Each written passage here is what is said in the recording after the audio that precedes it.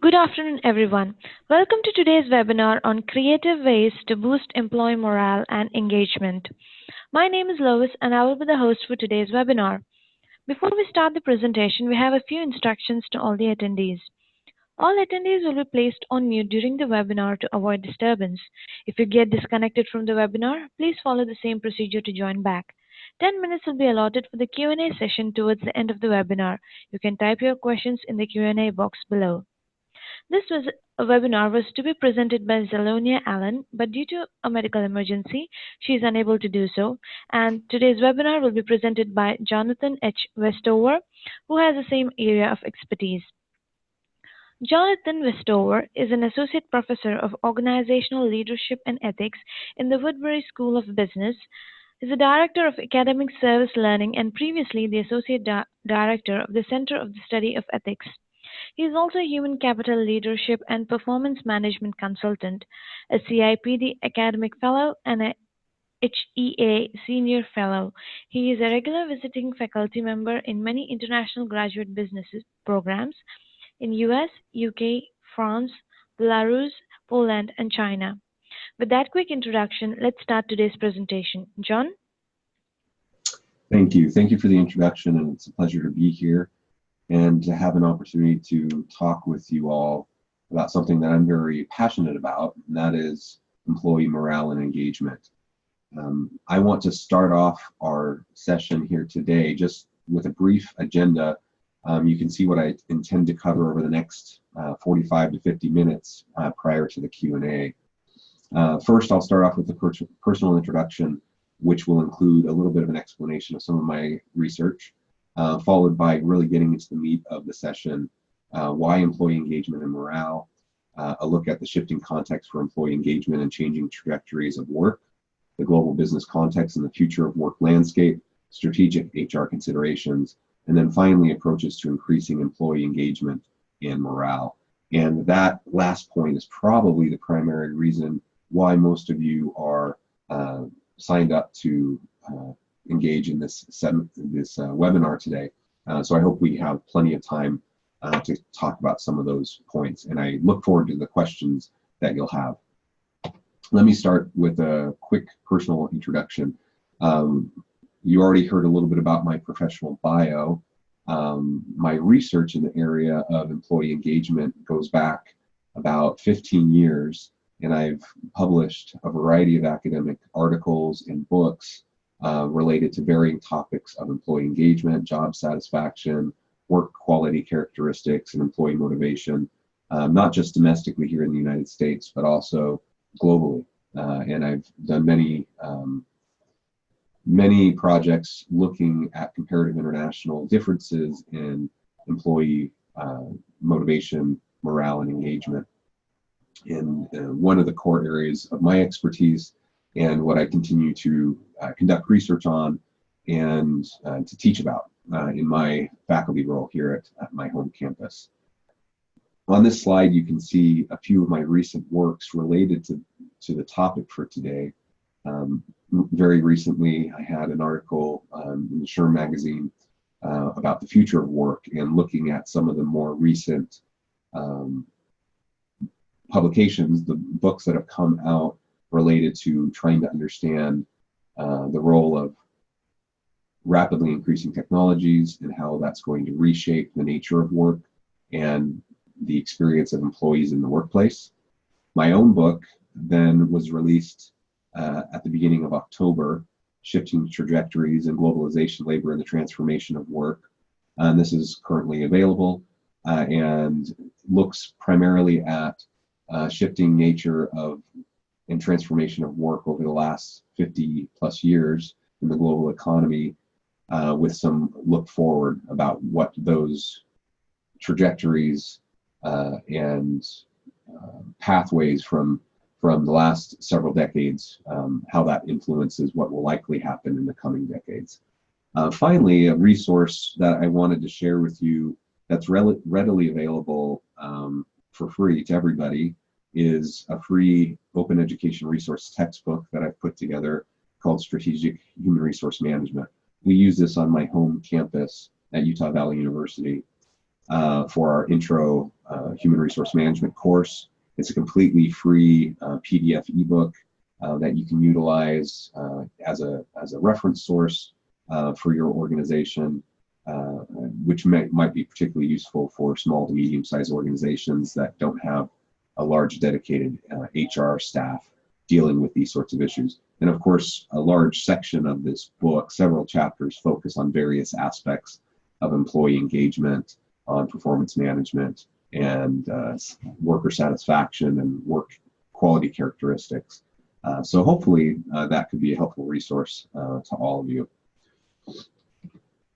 Now let's talk a little bit about the why. Why employee engagement and morale? So I have a series of quotes I want to share just to help frame the discussion for this webinar. This first quote is from Jack Welch, former CEO of GE. He said, "There are only 3 measurements that tell you nearly everything you need to know about your organization's overall performance: employee engagement, customer satisfaction, and cash flow.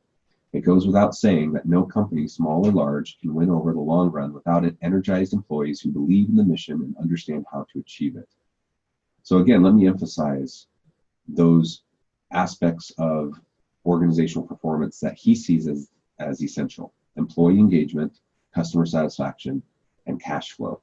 Now, obviously, we have to have customers who are satisfied with our product or service. They will then buy those products or services to create cash flow. But remember that you won't be able to provide those products or services without your people, without the employees at the organization.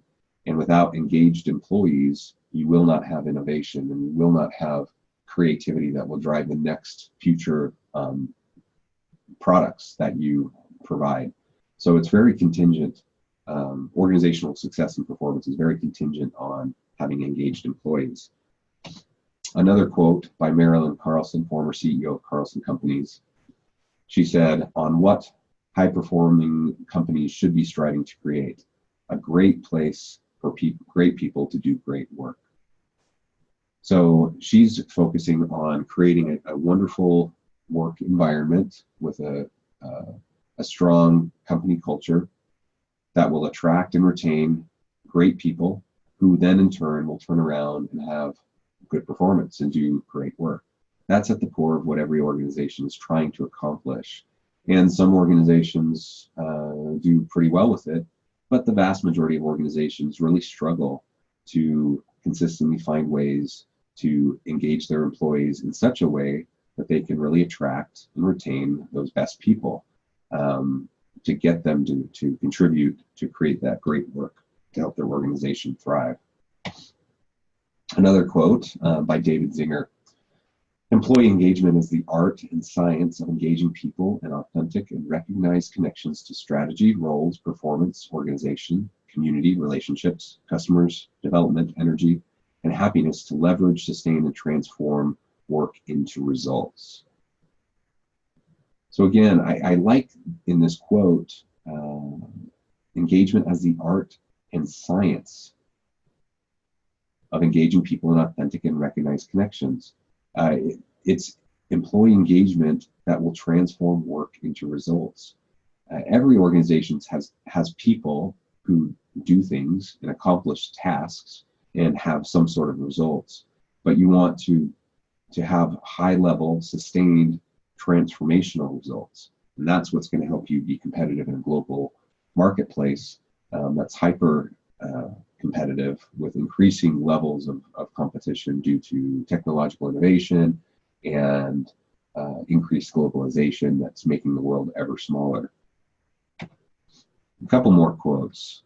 Zig Ziglar said, "Research indicates that workers have 3 prime needs: interesting work, recognition for doing a good job, and being let in on things that are going on in the company." So the last few quotes have talked about the why employee engagement is important. This one starts to look at the how. How do you accomplish employee engagement? Well, according to Zig Ziglar, he says, interesting work, recognition for doing a good job, and being let in on things that are going on in the company. They need to feel passionate about what they're doing. It has to be interesting and resonate with them. They have to be rewarded appropriately for the work that they do and have some sort of recognition. And then they have to feel like they're part of things, that they're part of a bigger discussion, that people will listen to them, that they're connected throughout the organization. When you can do those three things, it's amazing how quickly you can enhance the employee engagement levels within your organization.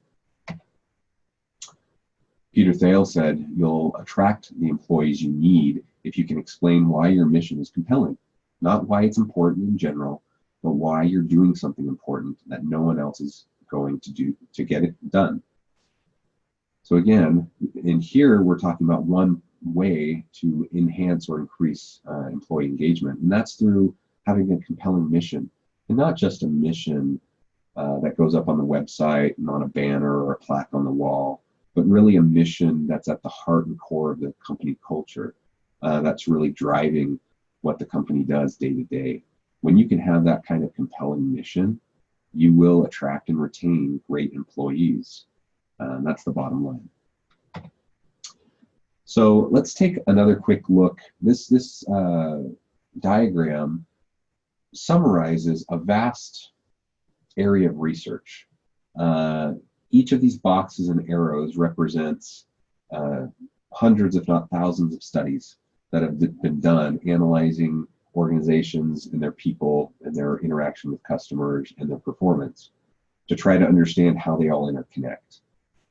So let me just talk through this with you for a minute, and hopefully very quickly it becomes clear that if you want a high performance work system, if you want a successful organization, it starts with having engaged employees.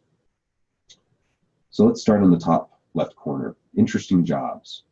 When you design jobs that are fundamentally at their core interesting, salient to the worker, something that will get them up in the morning, that they get excited to go to work, maybe even the cliche where you don't work a day in your life because you love what you do. No, that's not always possible, obviously, and not everyone's going to love all of their jobs or every aspect of their job. But if you can be thoughtful and strategic about how you design jobs to make it actually interesting, to align well with the strengths of your employees, where they find that passion in what they do, there is so much research that shows that will increase the satisfaction level of your workers, which in turn increases their motivation and a variety of other positive psychological factors. When you have satisfied workers, that leads to satisfied customers. So if we follow the arrow down to the dark green box, satisfied workers leads to satisfied customers. If we go from left to right, we know that satisfied workers will lead to lower absenteeism. It'll lead to lower turnover. People will come to the job and they'll stay in the job. So you're not constantly churning through employees, constantly trying to fill open positions, trying to train new employees and getting them up to speed to be able to do the job well. But you have people who are committed to the organization, they're committed to their job, and they're going to show up day to day, and they're going to stay there for a long time. Of course, those things, low absenteeism and low turnover, those lead to a reduction in costs for the organization. And anytime you reduce costs, you increase profits. So from the cost side, we see how developing engaging, interesting jobs will lead to higher profits and better financial performance for organizations. Let's look from the other side as well. When you have engaging places to work, where employees love their job, where they have an environment that's a high performance work culture, where they are working collaboratively with each other, it creates this knowledge sharing environment. And when you have jobs that are knowledge sharing jobs, which is increasingly important in the type of economy that we have today, where we've had a huge shift away from production-based type jobs to service-oriented, service sector, financial services type jobs, and tech sector type jobs. These all rely heavily on knowledge sharing culture. Knowledge sharing increases innovation, it increases productivity. Innovation leads to all sorts of great things, certainly higher quality, but also new and innovative products and services that will satisfy customers. Satisfied customers lead to higher sales because they're buying more of your stuff and greater productivity and higher sales both lead to higher profits. So no matter what way you look at it, from whatever angle you try to tackle this issue, if you're trying to have a high performance work system that leads to high profits and strong, sustainable companies, you need engaging work, engaging jobs that will increase innovation, that will attract and retain the best employees, that will satisfy your customers, and have the products and services that will allow you to be successful in the long run. And the reality is that many organizations are simply doing what they can day to day to get by. They're in the grind, and they're trying to make payroll, and they're just doing whatever they can do to keep the doors open and to try to respond to customer needs, wants, and complaints. They're often focused on putting out fires, and a lot of times the strategic elements of creating a knowledge sharing culture, of creating jobs that are highly interesting types of work, those types of discussions and questions often get put on the back burner, especially in medium to small businesses. So it's a great opportunity for organizations with even a fairly rudimentary level understanding on how this all works to really greatly enhance the opportunity in their workplace to have better outcomes. So this slide just summarizes a vast amount of research that shows how employee engagement leads to better performing, more profitable organizations. Now let's switch gears a little bit and talk about changing trajectories of work. And I want you to think about the last 50 years. Let's start with that. The last 50 years. I'm almost 40 years old. So when I think of the last 50 years, I can't think about that from personal experience. I can think about the last 20 years, really, maybe the last 25 years if I count teenage jobs. And that's about all of the time that I can go back. But even in the last 20 to 25 years, I can see a huge shift and change in the nature of work.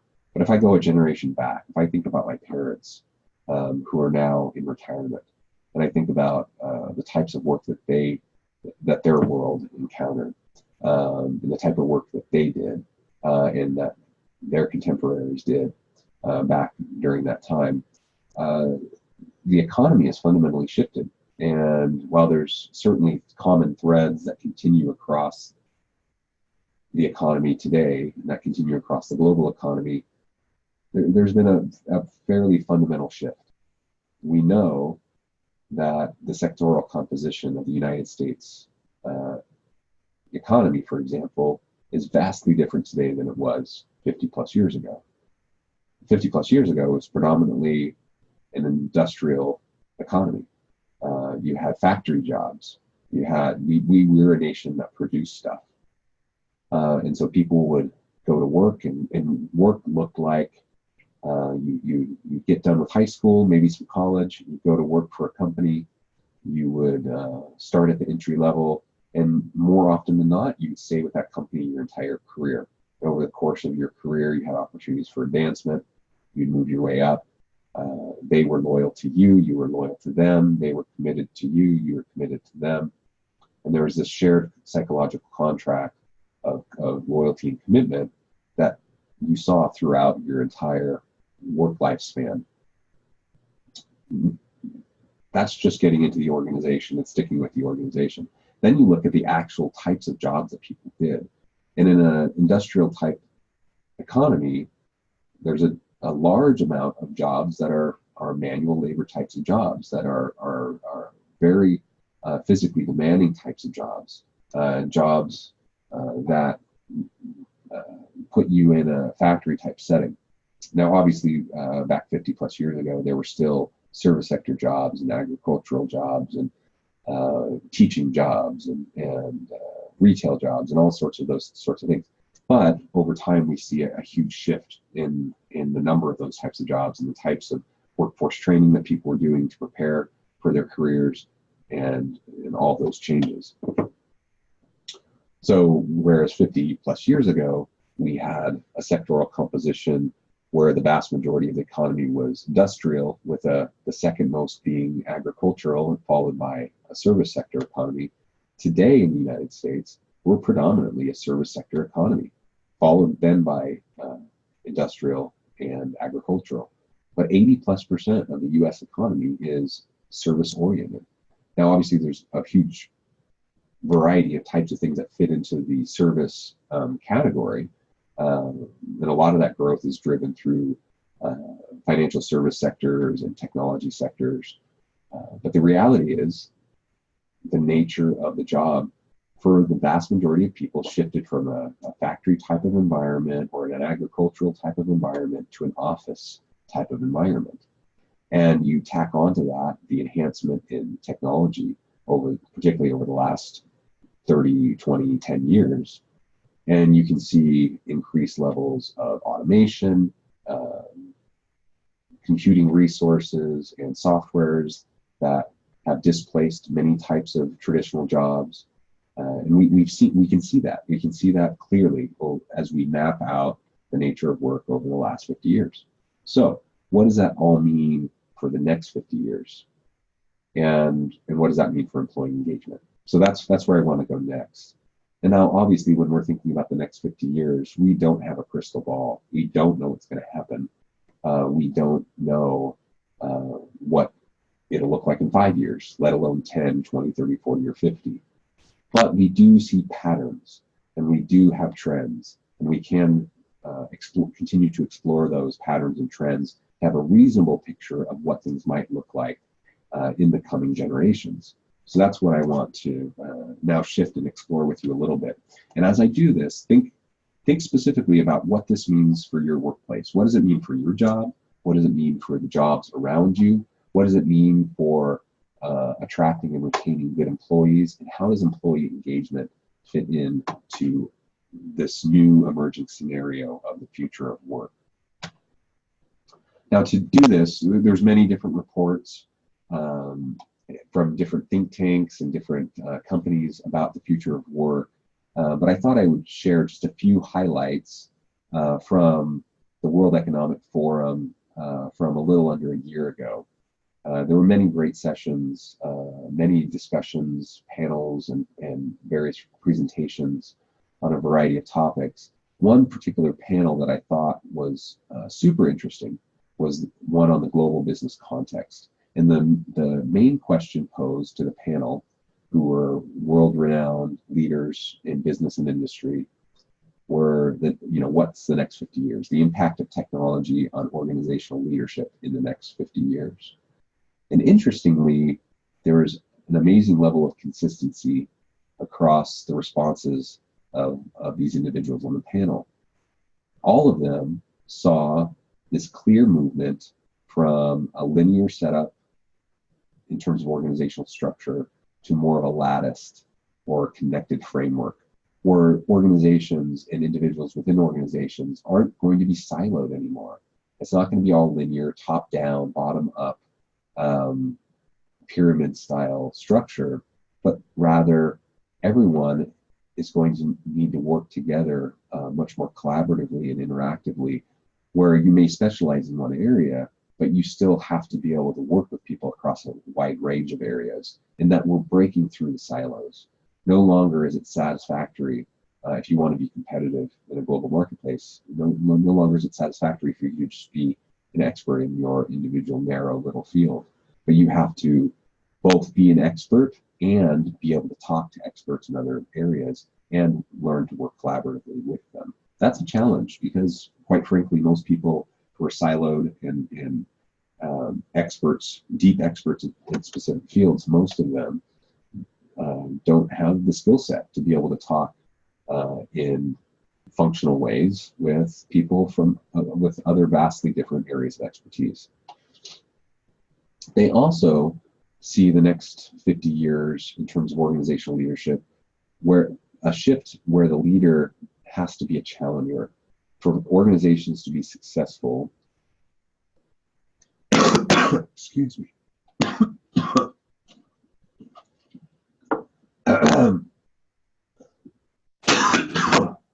Excuse me. For organizational leaders to be successful and for organizations to be long-term sustainable, that they need to be challenging the status quo, that challenge and disruption will be the new normal, where every organization will have to learn how to learn better and faster, and they'll have to learn how to be more rapidly responsive to get to an increasingly diversified consumer demand, needs, and wants.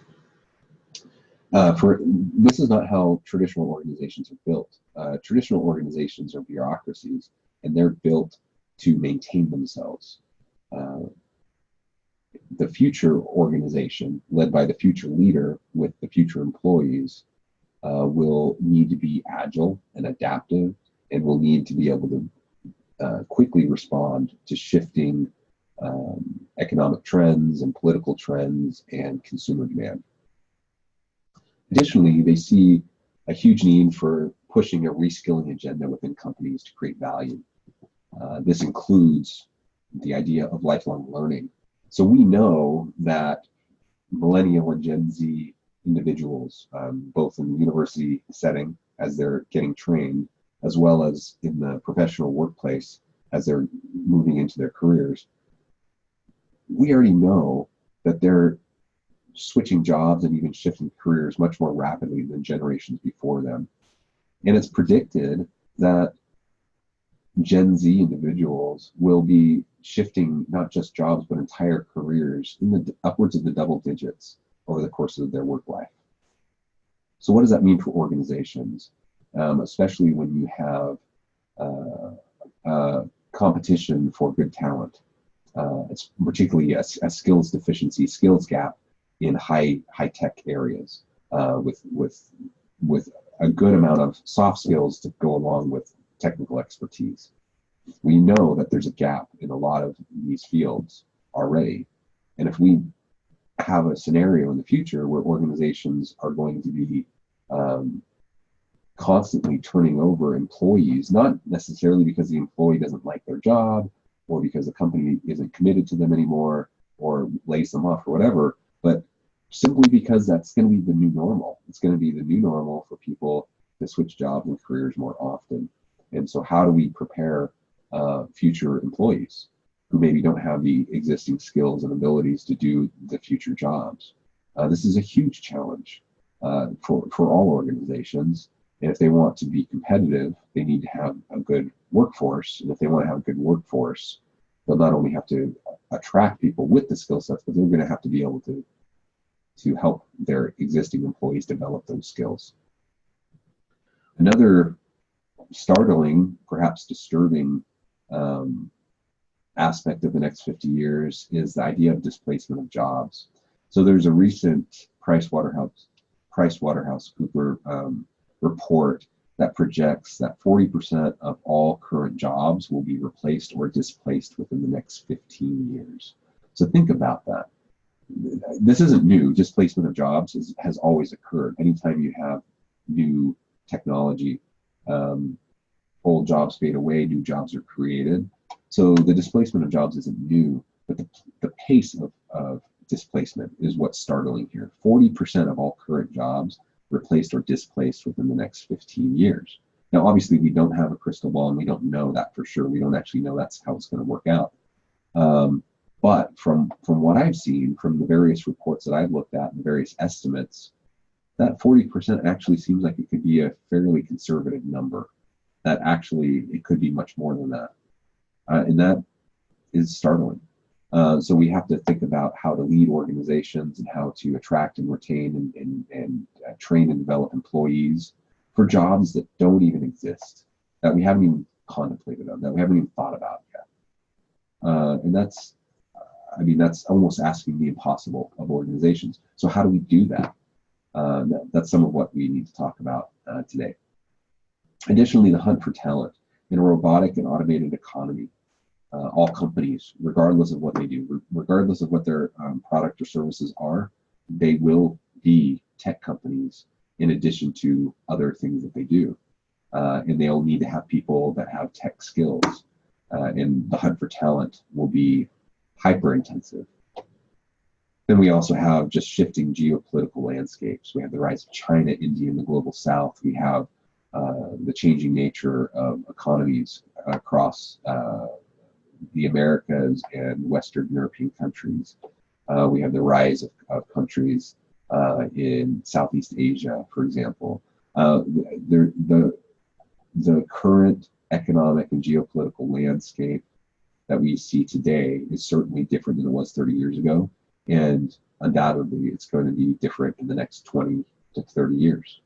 And so how do we prepare our organizations and our businesses for that?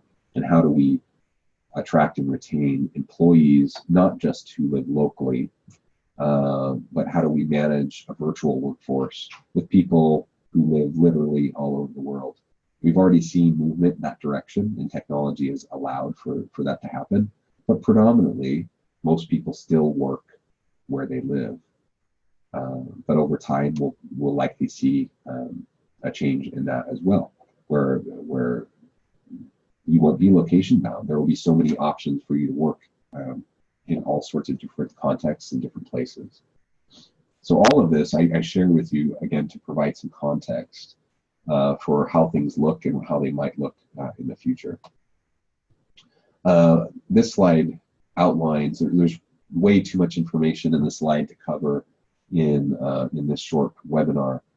This outlines some of the major elements to the future of work, the underlying drivers, how that will impact economic structures, how that will influence labor displacement, and ultimately how that influences the emerging landscape. And maybe to just highlight a few elements of that. The underlying drivers of the future of work, connectivity. We are increasingly interconnected as a global society, far more than we were a generation ago, and certainly more than a couple generations ago. And as we move even 5 to 10 years into the future, and certainly the next generation, there's almost no limitations to the global connectivity. We have to think about machine capabilities. We have to think about machine learning, artificial intelligence, robotics, the exponential increase in processing power, the decreasing cost of storage. I was reading an article just the other day on the quantum internet and how we may not actually be that far away from something fundamentally different than what we currently use to share information through a quantum internet. We have shifting demographics, we have shifting social expectations. All of these then feed into shifting economic structures, labor displacement, and emerging technologies. And there's a lot that we can talk about under each of those categories. Let's then just briefly, and we could spend several hours talking about these disruptive technologies that will change labor markets. Just let's very briefly talk about some of these and think about the implications. Robotics is not new. We've had robotics for a long time, and they've become better and better, and we've seen them in factories. But robotics is now entering into the retail space. We see more and more displacement of retail workers. We see more and more displacement of hotel personnel and other hospitality industry people through robotics. Think about electric cars. My family drives a couple of electric cars. The technology for electric cars has been around a long time, and they've been, there's a variety of reasons why it's been slow for adoption. But as more and more people move towards electric vehicles, it has drastic implications for the automotive industry. Think about self-driving cars. That's interesting for me to conceive about just as an individual citizen, as a person who drives a car around. That will change my life, certainly. But think about labor markets. Think about self-driving cars when it comes to taxi services, when it comes to trucking companies and shipping services. Think about a whole fleet of trucks on the freeways crossing the country that are self-driven vehicles. And we're not far from that. Think about pharmacogenetics. It's a hard word to say. The idea here basically being that we're not far from having the capabilities of making medications that are specifically targeted to each individual person and their individual genetics and the particulars of their own needs medically, right in the pharmacy, where the pharmacist can understand exactly what the person needs, and then right there on the spot have the ingredients and be able to put together the necessary pharmaceuticals. We're not far from that right now, and in the next 5 to 10 years, that could have a major shakeup to certainly various aspects of the healthcare industry, the pharmaceutical companies, a variety of other connected industries.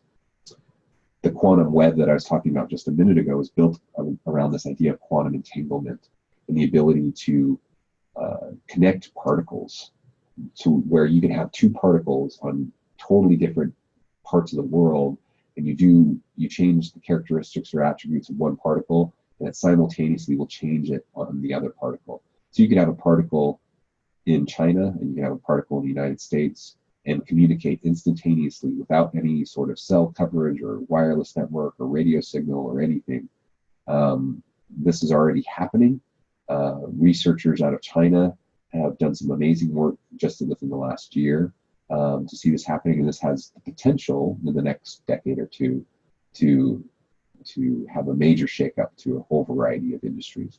3D printing. Think about the retail space. Think about how big Amazon is and how they've shaken up the retail space. Now, consider a scenario where every home has a 3D printer where I need a new pair of shoes, or I need to go get a hockey mask, or I need to get a basketball, and I just go out to my garage and I print that thing that I need. Now, we're not there yet, but we've seen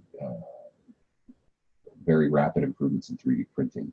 And it's not inconceivable that within the next 10 to 20 years, that people could more or less be producing much of what they consume just within their own household, just by having some raw materials to be able to produce what they need. Virtual presence. So we do a lot now with virtual teams through WebEx or Skype or various technologies for video conferencing and such. And there's already decent hologram technology. The virtual presence technology is a little bit different, and that's where it's almost indistinguishable between having someone physically in the room with you versus having their virtual presence in there with you. So imagine what this means for global teams and global travel and travel industries. If I can literally work in any part of the world from my home here in Orem, Utah, and it's not me just calling in or doing a video conference, but me actually seeming to be there. That's an incredible technology. Blockchain, you've probably heard a lot about that. For sake of time, I'll kind of skip over that one. Augmented reality and auto translation are rapidly increasing and improving. I've already referred to retail without people when I talk about robotics. And then let's really quickly just talk about artificial intelligence and machine learning. Because of the rapid increase in computing power, it's hard to imagine what will be possible and what won't be possible within the next 5 years in terms of artificial intelligence and machine learning and what that means for current jobs. So when PricewaterhouseCoopers projected that 40% of current jobs could be displaced within the next 15 years, the reason why I say I think that could be a really conservative estimate is because of this one piece of technology alone. Artificial intelligence and machine learning could fundamentally reshape and change much of the labor force, much of the types of jobs and industries that we're familiar with, and much of society as a whole. So it'll be interesting to see how that plays out. So I share all of that with you, again, just to provide some context. And now let's talk a little bit about what this means in terms of strategic HR, and then spend the rest of our time talking specifically about what we can really do to engage our employees within this new context. So what are the core competencies of organizations that are prepared for these technological disruptions? What does this mean for HR budgets? What is the future role and importance of employee engagement within the organizations of the future? These are all very important questions that we should be grappling with within our organizations and our leadership teams. Let's talk about the characteristics that go into making interesting and motivating jobs. So here you see a simple diagram. On the one end of the spectrum, you have less motivating or less engaging jobs, and on the other side, you have more motivating or more engaging jobs. It starts really with 5 core characteristics. There's tons and tons of research that it's been replicated thousands of times that have identified these 5 core elements. It's called the job characteristics model. It's been replicated thousands of times since the 50s. And obviously there are other factors too, and more recent research has delved into parsing these individual factors out into multiple factors. That's much of what my own research does as well. But it all comes down to these 5 characteristics. Skill variety. Do you have a job that's just repetitive where you only do the same thing over and over again, or you have to have many skills involved in what you do? Task identity, where you're doing something that's the whole piece of the work, where you can see what you're doing and how it connects to everything else and why it's important, versus work that's a small part of the whole. Task significance, where your job and what you're doing has a major impact on others versus a minor impact. And we know, I mean, all of these factors are important. They've been important for generations and for decades.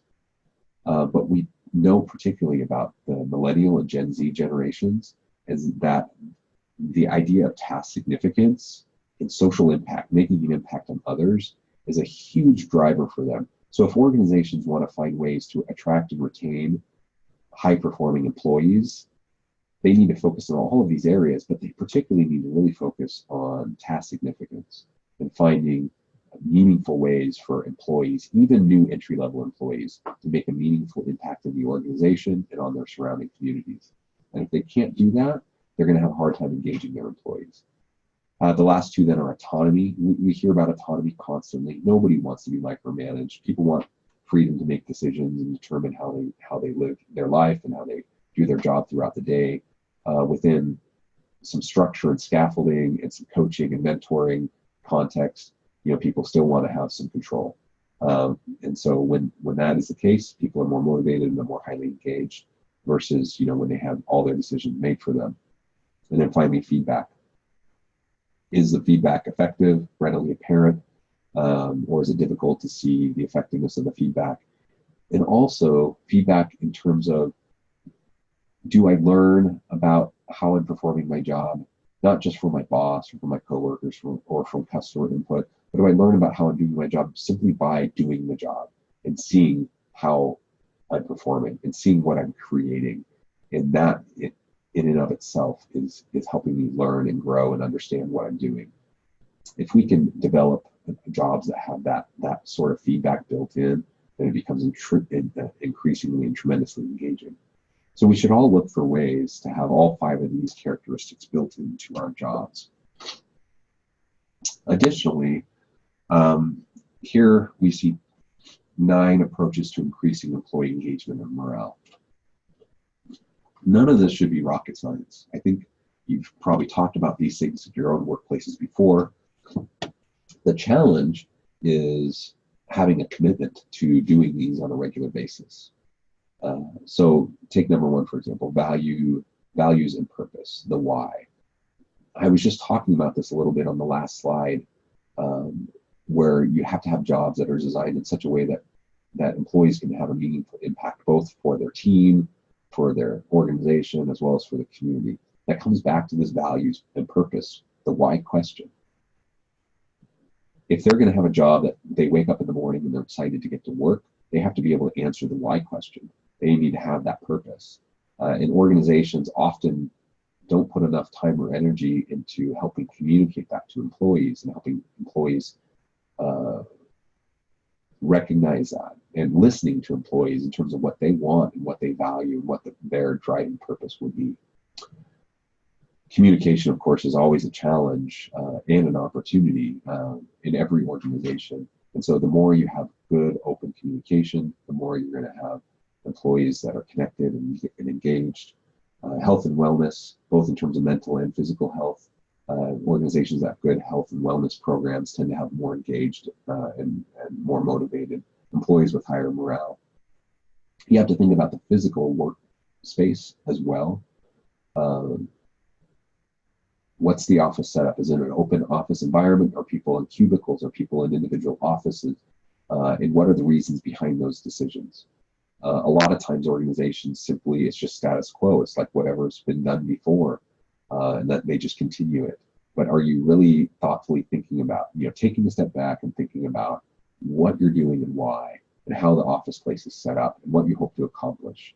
Is it a collaborative environment physically for people to get together? Number 5, do you have well-defined roles? People, in order to feel good about their jobs and engaged in their jobs, they need to know what they're doing, and they need to know what they're accountable for, and they need to know what their expectations are, and they need to know what they need to do to reach those expectations. You can't do that without well-refined jobs. Relationship with colleagues is so important. One of the most important elements that I see in all of my research when I look at job satisfaction and employee engagement, it's the workplace relationships. If you want employees to stay in a job, they need to have people that they like working with. And employees will put up with a lot. They'll put up with a lot of organizational crap. They'll put up with kind of less than ideal work environment, physical work environment. They'll put up with less than interesting jobs if they have good workplace relationships. The flip side is also true. When you have individuals, they could have an amazing job where they're doing super interesting work. They love what they're doing. They're getting paid well. They're getting good benefits. All of that's happening. But then they have a bad boss, or they have horrible coworkers that they can't stand being around. And there are a few things that will cause people to run and leave the company faster than relationships. So we want to make sure that we have that right, and we get the right people in to form our teams. We need to make sure we have good recognition and incentives. We always need to look for buy-in from managers to support each other, support the organizational vision and mission and culture, and to support their subordinates and the line employees. And then, especially with Gen Z and millennial workers, they need to see opportunities for personal growth and development. That doesn't just mean career development, but that means all aspects of personal growth and development. And if they don't have that, they're going to move on to another opportunity. Put another way, we have here 8 factors of employee engagement, several things that we need to really think about. So accountability. There always needs to be a clear understanding of accountability. We need to make sure that there's clear purpose. We need to make jobs and tasks and roles that are agile. We need to have opportunities for recognition. We need to take good care of our employees and help them, give them opportunities for self-care. We need to foster an environment of trust and development. We need to put resources behind our employees. If you think about all the different types of capital that are at the disposal of an organization, you have the plant, equipment, land, you have financial capital, all the physical capital, you have the products that are being created, intellectual property. You have all these different forms of capital, and you invest a lot into the security and protection of these forms of capital and assets. If you're in a factory setting and you have a big piece of equipment, you're going to make sure that that's regularly maintained so that it works properly. Now think about the human capital, think about the human asset or the human resources within an organization. If you want high-performing individuals within an organization, you have to put the resources behind their continual development. You have to continually maintain them. You have to up their skills. You have to make sure they're in proper working order. And that requires resources. And a lot of organizations tend to skimp on the people resources. They can't get away with skimping on mechanical maintenance because the whole thing would shut down. But a lot of times they will skimp on the people resources. So we need to think thoughtfully about that and make sure we know where our priorities are. And finally, before I end for questions, a few other ideas about steps to improve employee engagement. And these come from an article from 2017 titled 5 Steps for Improving Employee Engagement by the HR Daily Advisor editorial staff. So you can go and find this article and look at it in more depth. You can also click the links that you see here on the slide and find out more information on each of these tips and steps. But I did want to briefly highlight these as I think very tangible, immediate things that you can do within your organization to improve employee engagement. Implementing stay interviews. So many organizations have exit interviews. So they wait until someone leaves. It's usually someone that they don't want to leave, who's going to be a loss to the company. And then they ask them a series of questions. They ask them why they're leaving, what could have caused them to stay. Well, what if instead of waiting until a good employee leaves and performing an exit interview, what if instead you did stay interviews and you actually talked with people more proactively in their jobs to learn about what's going well, what's not going well, how they're engaged, how they're not engaged, what their expectations are for their future, both in the long term, the short term and the long term. When we do stay interviews, then we can be more responsive to employee needs, we can reduce turnover, and we can drastically improve engagement. Think about offering a mentor. This can be both formal mentoring, but it can also be informal mentoring opportunities, but encouraging mentoring. Have a mentoring environment and culture within your organization. Consider gamification. So increasingly employers are looking for opportunities to gamify the workplace environment and tasks that employees are being asked to perform. And this can re-energize sometimes stale tasks and jobs and can be interesting to a wide range of employees. Hold managers accountable. So many employees who leave a company are upset at their boss. And a lot of times they're upset because they feel like there's no accountability. They feel like they're being held accountable for things that are out of their control, while their boss is not being held accountable for anything. So hold managers accountable. And finally, create a culture of wellness. Again, not just wellness in terms of physical wellness and health, but also mental health and overall relationship wellness within the organization. And if you can do these 5 things, in addition to thinking about the job characteristics model and thinking about some of the other elements and steps that I discussed on the previous slides, I think you can have engaged workers, an engaging workplace. And this transcends job type. This transcends the shifting nature of work. If you can have engaging jobs, there will always be jobs for people.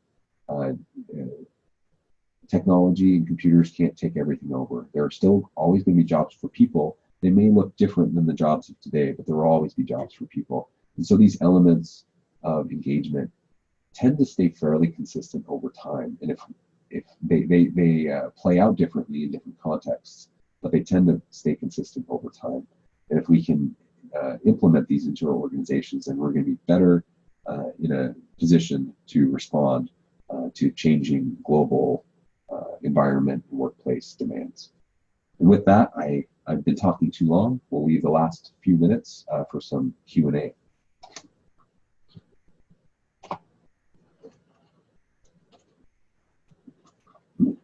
Do you have any questions for me?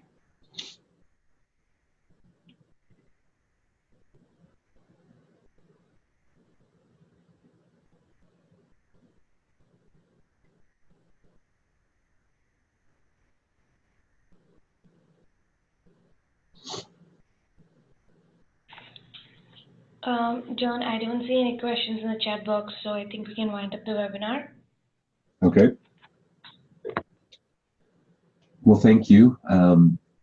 If you find yourself with questions in the future, please don't hesitate to email me at john.westover@gmail.com. I look forward to having the opportunity to connect with you in the future and wish you all the best in your various jobs and employment environments. Thank you very much. Thank you for your time, Jonathan. It was a great presentation. Thank you all for joining us today. For more details on our upcoming webinars, please visit us at www.grceducators.com. Thank you. Have a great day.